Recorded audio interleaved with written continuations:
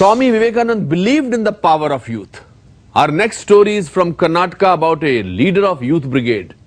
25 years ago, Mr. Balasubramaniam started a youth movement, and today in Mysore, he is working for the welfare of tribal land. His team is full of youngsters.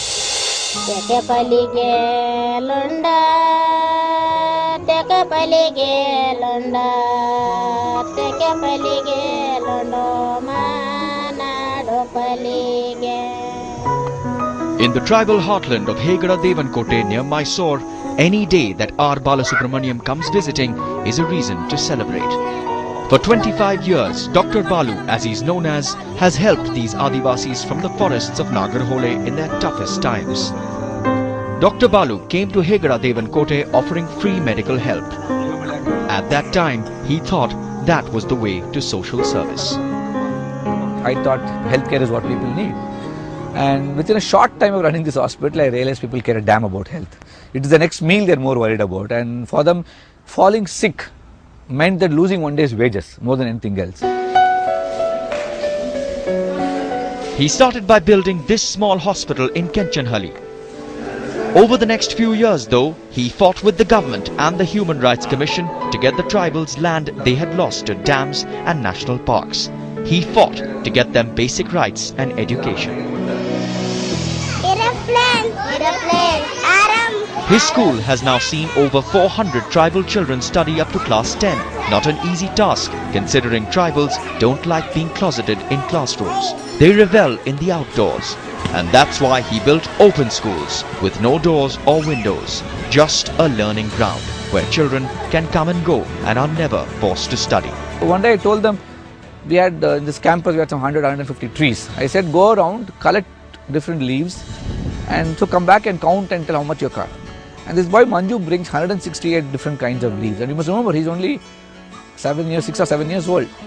He also tells me which birds will go to which tree and which flower will give what kind of a taste in honey.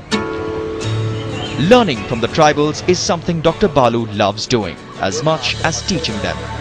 The same Manju is a 31-year-old naturalist today working at a resort. There are hundreds of others who are getting trained in these institutes to become teachers or join other professions.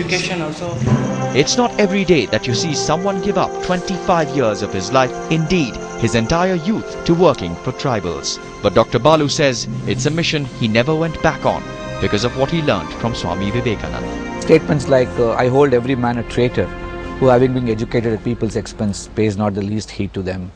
And things like, go from village to village, go to the cobbler's at the fisherman's grove, and statements like this which felt that if I get a chance in life, I would rather do something like this. The work of the Swami Vivekananda youth movement has now spread to community initiatives, bigger hospitals, better facilities, bringing tribals closer to mainstream society. 10-15 years into my work, I forgot Vivekananda.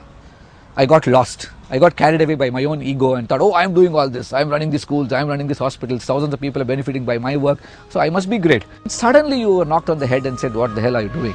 Vivekananda says it so beautifully.